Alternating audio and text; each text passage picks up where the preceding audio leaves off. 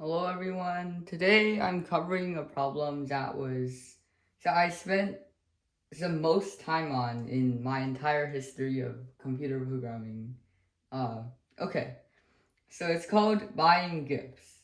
And essentially it says that you're at a department store with several gifts and you have one price for one gift and another price for another gift. And you have to go down this entire thing and choose exactly one gift to buy so that the gifts here, the maximum amount of the gifts uh, purchase over here, and the maximum price of the gift purchase here is minimized. For example, if we purchase 1, 2, 3, and 4, if we purchase these gifts, and then we purchase this gift, we get a maximum of 4 on this side and a maximum of 5 on this side, and that results in an answer of 1, since that's the most optimal solution.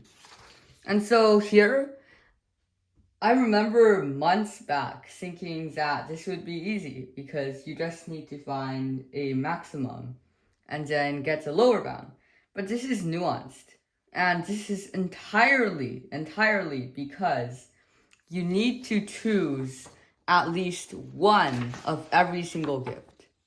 And so, for example, if you take a 7 over here, and if you want to buy a 7 here, but you do not want to buy this 4, then when you're getting you instead need to get this 10. And instead of getting a maximum of 7, you'll get a maximum of 10.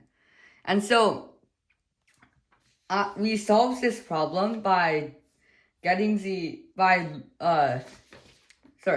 we solve this problem by sorting it by one of the gifts, in this case B.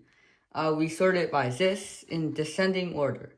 So if you buy this, there's no other gift on this side that is higher. And so you can buy any gift over here, and this will always be the max since it's larger than all of this. It's sorted. Meanwhile, if you go over here and you want the B's max to be 7, you need to not buy this. So you automatically need to buy a 4. These you can buy freely, but this you need to buy a 4. And similarly down the line. And so we can loop through all of this and find the single best answer through all of these pairs, given that we want this to be the maximum B. And then after that, we simply get the prefix max of this, since we need to take this side always.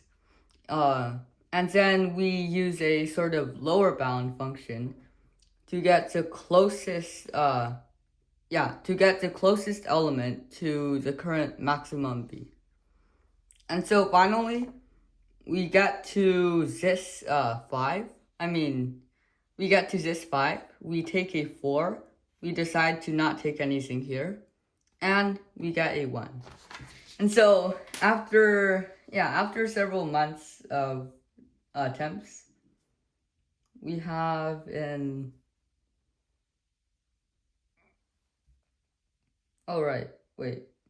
I have submitted exactly the same code before. Well, yeah, at least we have AC. Yep. And some specific pitfalls in this problem. So first of all, we have this. So a multiset. We use a multiset to find out how to which A is closest to B. And so originally I tried so many different things for this, but it turns out that a multiset is required because you need to erase it and you need to reinsert it at the end, because you can buy exactly one of every single gift, Meaning, if this was a 5 and this was a 5, it would not be equal, the answer would not be equal to 0. Because you can't buy both 5s at the same time. And so you have to remove that from the possibilities and add that back in once you're not over there. Okay, so yeah. Once again, this is a pretty short video. I forgot to mention that this was a 13 subscriber special. So yeah, thank you for 13 subscribers, and I'll see you guys soon. Bye.